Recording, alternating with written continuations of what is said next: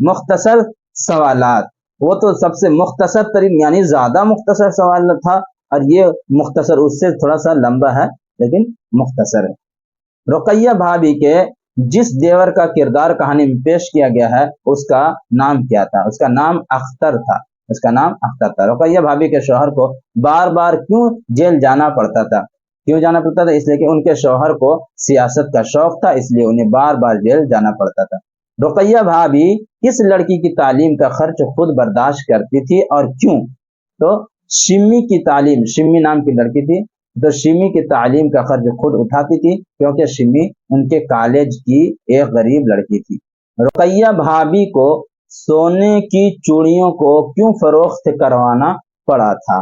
تو اس وجہ سے کروانا پڑا تھا کہ شمی کے بھائی کی فیس جمع کروانے کے لیے ان کو جو ہے اپنے سونے کی چوڑیوں کو فروخت کرنا پڑا تھا۔ رقیہ بھابھی کو جب فرصت ملتی تھی تو وہ اپنا شوق پورا کرنے کے لیے کون سا کام کرتی تھی؟ جب وہ فرصت، ایسے تو بہت زیادہ بزی مشغول رہتی تھی، اور آپ چیپٹر میں پڑھے ہوں گے کہ کس طرح سے مشغول رہتی تھی، بچوں کے کھانا وانا پکانا ہے، پھر جو ہے اور بھی خطوطیں لکھنی ہیں، اور بہت سارے کام جو ہے وہ بچوں کو پڑھانا بھی ہے، ٹیوشن بھی پڑھانا ہے، اور اسی طریقے سے بچوں کو اسکول بھی پڑھانا ہے، اس طرح کے لیکچرر بھی دیتی تھی، تو بہت سارے کاموں میں مشغول رہتی تھی۔ لیکن جب وہ فرصت میں ہوتی تھی تو کون سا کام کرتی تھی اپنے شوق کے مطابق؟ تو محض دل بہلانے اور وقت کاٹنے کے لیے خط لکھنا شروع کر دیتی۔ جب فرصت میں رہتی تھی تو وہ خطوط لکھنا شروع کر دیتی تھی۔ اب دیکھیے یہاں پہ لکھا ہوا آپ نے پڑھا ہے، تو چیپٹر جب آپ پڑھیں گے تو آپ جو ہے وہ چیپٹر کا یہاں پہ خلاصہ دیے۔ سہیل عظیم آبادی کی کہانی بھابھی جان اپنی رقیہ، آپ نے رقیہ بھابھی کے روپ میں عورت کے ایک کردار کے بارے میں پڑھا جو مہر و وفا اور اظہار و قربانی کی ایک خوبصورت مثال ہے۔ بہت زیادہ اظہار و قربانی دے رہے، بچوں کو پالنا، ٹیوشن پڑھانا، ٹیوشن سے فیس بھی بہت کم ملنا، پھر جو ہے وہ اسی طریقے سے لیکچرر میں بھی پیسہ کم ملنا، پھر عوامی جو ہے مسئلے کو دیکھنا، پھر پلس یہ ہے کہ اس کے شوہر جو ہے وہ بار بار جیل جا رہے ہیں، تو دیکھیے کس طرح سے وہ پریشانی اٹھا رہی ہیں اور اس قربانیوں کو برداشت کر رہی ہے۔ ایک خوبصورت مثال ہے۔ کہانی جیسے جیسے آگے بڑھتی جاتی ہے رقیہ بھابھی ہمارے دلوں میں اپنے ایک مستحکم مضبوط مقام بناتے جاتی ہے۔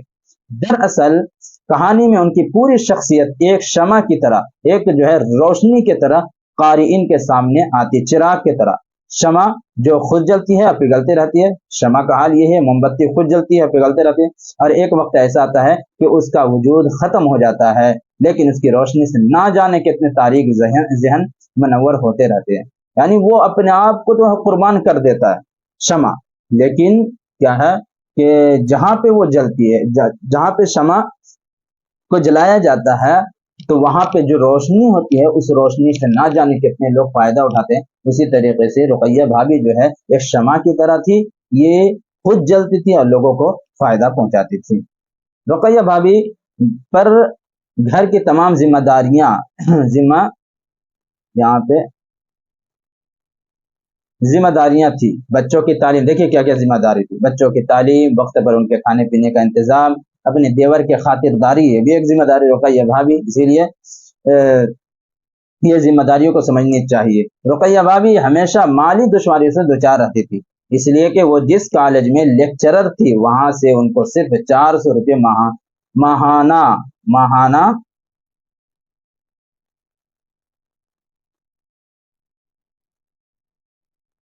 ماہانہ تنخواہ ملتی تھی۔ بھابھی ایک لڑکی کو ٹیوشن بھی پڑھاتی تھی، اس سے 50 روپے مل جاتے تھے، لے دے کر یہی ان کی کل آمدنی تھی، یعنی 50 ادھر اور 400 روپے، 450 روپے، اور خرچ بہت زیادہ۔ ان کے شوہر کو سیاست کا شوق تھا جس کی وجہ سے انہیں بار بار جیل جانا پڑتا تھا۔ کتنی مصیبتیں اٹھاتی۔ رقیہ بھابھی نے تمام باتوں کے باوجود کبھی اپنے شوہر کا حوصلہ پست نہیں ہونے دیا، ایک دم مضبوط حال بنی رہی، اس کو ہمت دلاتی رہی، ہونے دیا، تنہا سارا غم جھیلتی رہی۔ انہوں نے غموں کے درمیان خوش رہنا سیکھ لیا۔ یہ نہیں کہا کہ آپ چلے جاتے ہیں جیل میں، ہمیں یہ تنگی ہوتی ہے، تنگی ہوتی ہے، آپ کے ساتھ جو ہے آج کل جو ہوتا ہے کہ آپ کے ساتھ رہ کر کے تو میرا جو ہے زندگی برباد ہو گئی، نہیں، سارے غموں کو خود ہی جھیلتی تھی۔ انہوں نے غموں کے درمیان خوش رہنا سیکھ لیا۔ وہ ایک انتہائی ہمدرد اور مخلص عورت تھی۔ غریبوں اور بے سہارا لوگوں کی مدد کرنا ان کا محبوب مشغلہ تھا، کام تھا۔ غریب بچوں کی تعلیم اور ان کی شادی وغیرہ کے موقع پر بھی وہ مدد کرنے سے باز نہیں آتی تھی۔ یعنی اتنا کم تنخواہ، لیکن جب غریب بچوں کی شادیاں ہو رہی ہیں تو اس میں بھی پیسہ خرچ کرتے. دوسری طرف ان کے شوہر کو سیاسی سرگرمیوں میں پیش رہنے کی وجہ سے زیادہ تر جیل میں ہی رہنا پڑتا تھا. اگر کبھی کچھ دنوں کے لیے رہائی بھی ہوتی تھی تو پھر کسی دوسرے مقدمے میں جلد ہی سزا ہو جاتی تھی. تھوڑے ہی دن وہ نکلتے تھے پھر جو ہے جیل میں چلے. لیکن ان تمام باتوں کے باوجود رقیہ بھابھی نے کبھی خود کو مجبور اور بے سہارا نہیں محسوس کیا، اور اپنے نامساعد حالت کے باوجود ہمیشہ دوسروں کو حوصلہ اور سہارا دیتے. اتنے تنگی کے باوجود جو ہے دوسروں کو سہارا دیتے رہے. سہیل عظیم آبادی کی کہانی زبان، اسلوب اور حیت کے اعتبار سے ایک کامیاب اور عمدہ کہانی ہے.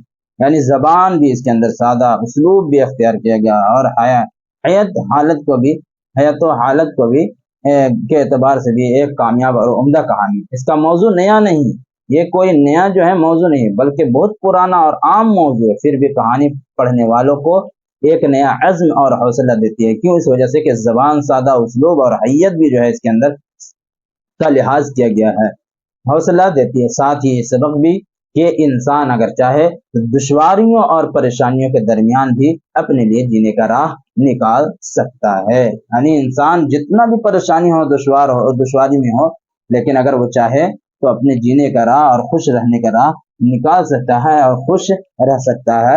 اور یہ جو کہانی لکھی گئی ہے سہیل عظیم آبادی کے ذریعے، افسانہ جو لکھا گیا ہے، اس سے انسان سبق حاصل کر سکتا ہے کہ ہاں، اتنے غم اور اتنی پریشانی ہونے کے باوجود بھی وہ خوش رہتی تھی، لوگوں کو خوشیاں دیتی تھی، اور ہمدرد اور مہربان رہتی تھی، اور لوگوں کی مدد کرتے ہوئے رہتی.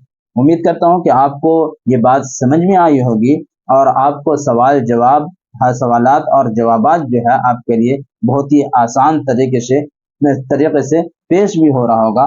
آپ اس کو غور سے پڑھیں اور اس کو ذہن میں محفوظ کریں، اور امتحان میں پورا کا پورا لکھ کر کے اور 100 نمبر سے آپ کامیاب ہو. میری اللہ سے میری دعا ہے اللہ سے کہ آپ کو اللہ کامیاب کرے. بس آپ سے اجازت.